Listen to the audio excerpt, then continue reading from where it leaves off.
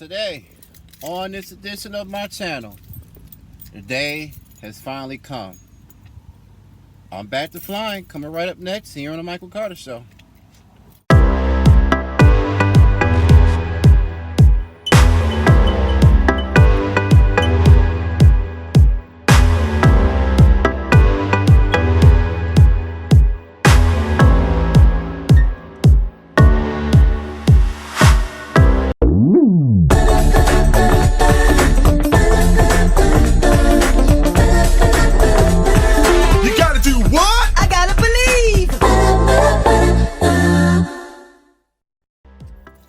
Good day, everyone. How y'all doing? Thanks for stopping by, tuning in as always. So I'm back. I gotta get off and update y'all afterward because my battery is getting ready to die on me. So catch y'all later. Let y'all know how it all went. All right, and we're back. So on into the new day. It's Hump Day Wednesday. So that particular recording was yesterday, Tuesday. I got a fully charged battery on the tablet. So first time for me saying out loud on a video that, hey, I got to stop, pause, because of, low battery and stuff, what happened. Well, anywho, so as soon as I was walking over to the flight office, so this is not going to be long because we pretty much just got to doing a lesson and came back down.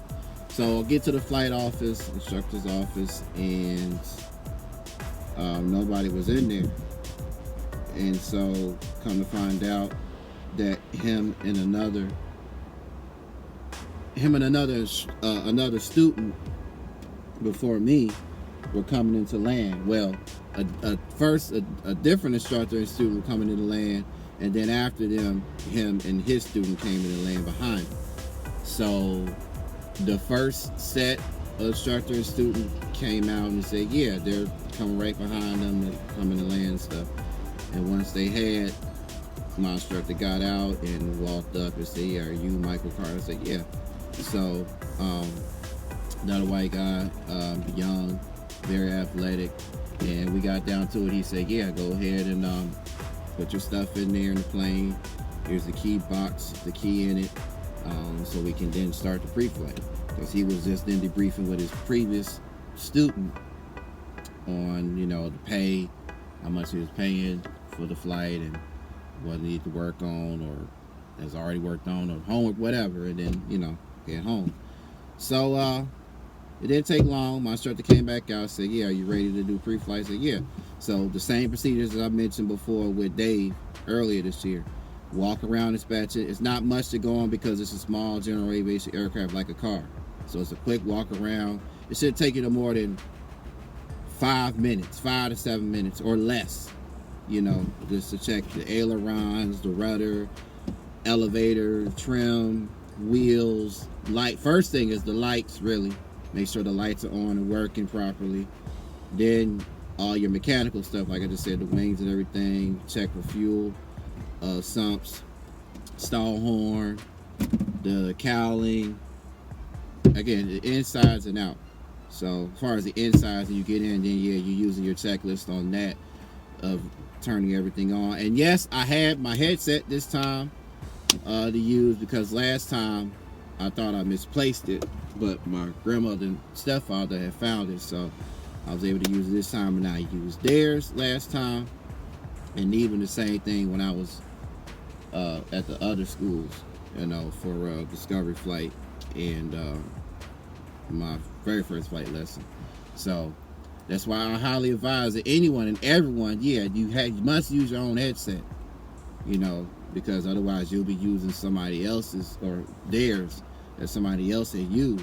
It was obviously, sanitizing, and not because of COVID since then, but just both to clean off and wipe down public stuff anyway that's open to the public. So so the headset I have regular, it works perfectly because he has a Bose A2A noise cancellation. Mine isn't noise cancellation, but you can still hear the other person talking. So hook that up, did everything, turned the lights and stuff on. He started the engine this time, not me. Like when I was with Dave, he did priming and started the engine, and I did most of the flying this time instead of what I did last time with Dave. Because then again, every instructor is different. So I did some of the taxiing down to the runway. He did the takeoff and landings because it was a little bumpy with winds. But as far as our cruising altitude of 4,000 feet instead of 3,000 feet last time for me to the practice area, it was fine. And this time using flight following. Well, he uses flight following. And I mean, all of them do, but it's at their own discretion. So, but I was like, yeah, we didn't use that last time when I was with Dave. He said, yeah, it's just, again, it's at the discretion of the CFI. So just saying flight following to the practice area, and said we only have one traffic of Cessna down below us, but no big deal, no factor, even though I didn't see it, but he did. And the only maneuver he did was just turns, climbs, descents, slow descents. We didn't do any stalls or steep well, we didn't do no stalls or steep turns, but I actually done a steep turn when trying to do a regular 20-degree bank. Steep turns are 30 degrees or more, or 45, but those are very unpleasant if you ask me. So, and practicing on turn headings, coordinations. And that was it. Only went up for 55 some minutes. And he was like, we got 20 some minutes left, so we're going to turn back around and go back to the airstrip, Graves Creek. And he said he would do the landing, like I said, and, be landing on the opposite instead of the runway we landed on, me and Dave. The runway me and my current new instructor, Aaron, landed on it's got a tree line and power lines. So you got to come in high on approach and then drop down low once you pass that or set of 50-foot obstacles. So smooth landing, with him as well, with Aaron, just like it was with Dave, and doing a 180-degree back taxi back towards the hangars, and me actually doing the taxiing and the throttle control for the power and taxi back onto the grass, because that's where he parked the plane at with his previous student. Unlike me and Dave, the plane we had, a Piper, was in the hangar. That's not IFR equipped. The one I was in with Aaron is IFR equipped. So yeah, that was it. No birds, nothing to do, no birds, no bird strike, anything like that on both lessons or all on the lessons, but it was just a sight to behold. So that's it. My instructor said, like they said pretty much about my gripping, I didn't really grip. I mean, you just hold the hand, one hand to yoke your left hand and stuff, but yeah. Oh, last but not least, I told Aaron as well, like I told Dave, about my YouTube ambitions of document my journey as a pilot, and they're both okay with it. Aaron said he doesn't mind, said, well, as long as you get permission from the school, and I got permission from the school. The parents there, the married couple and their son who runs the school, the couple just runs as far as the airfield, but all the same thing. They say, yeah, it's fine. And plus, because they have, as I said in that video back then with Dave, saying their connections with the Angle of Attacks channel. So yeah, but again, that's all coming soon. Once I have time, money invested to getting GoPro, DJIs, whatever, you'll see. So all coming soon.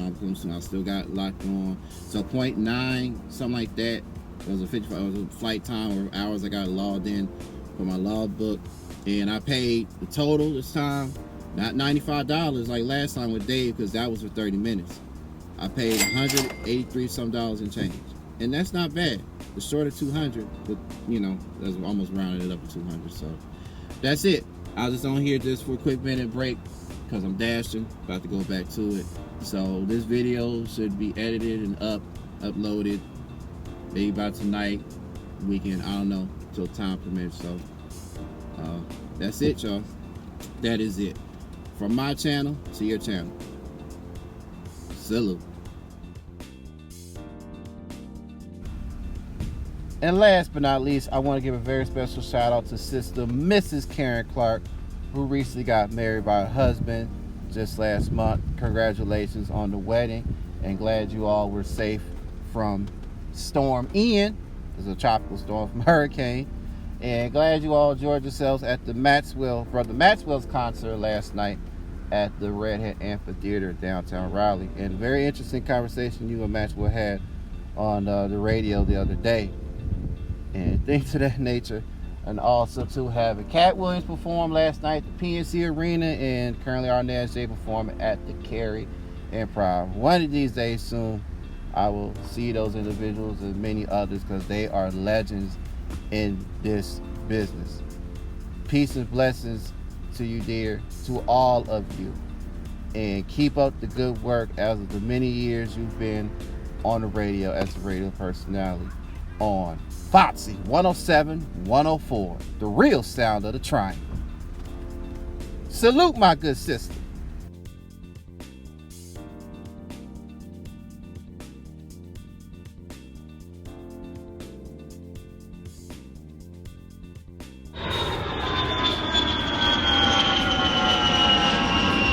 Gulfstream Entertainment, Michael Carter Studios and Production. Oh yeah, if you enjoy my channel and video, check out these channels and videos.